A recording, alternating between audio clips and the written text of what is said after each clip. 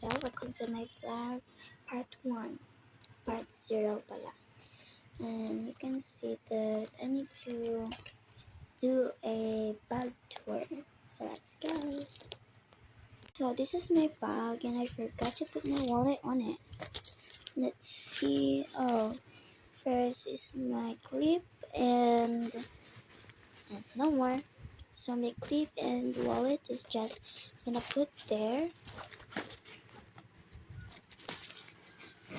It's from Lazada. I know. My mom bought it for me. Let's see next of this one. No. There's nothing in here, but it's okay. Next is my this is from my classmate, and he said it's nahulog kasi.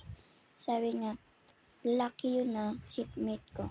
Ang sabi niya, ibalik mo na lang sa akin yan sa Monday kasi tamad siya ata, tamad.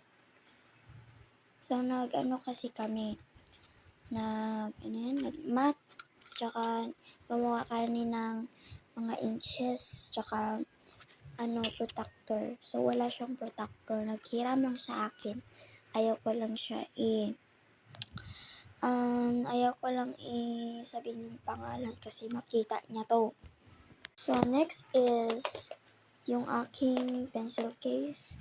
Pero meron pa ako, ayan, pouch yan ha. Hindi ko alam kung nandito yung So ito yung pang-mat ko ha. I-remember ko ba ito eh. Ito yung diary ko.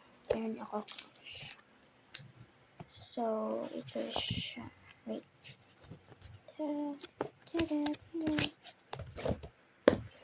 So maliit lang. Isa lang.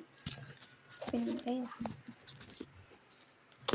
Next is my hygiene. Yung black. Nakikita nyo yan. Black. Kasi ito yung pencil ko.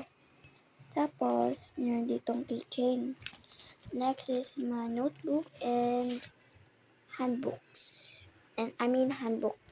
As you can see na bago. At saka 1 week pa lang to sa akin. Oh. Diba? Next is ito.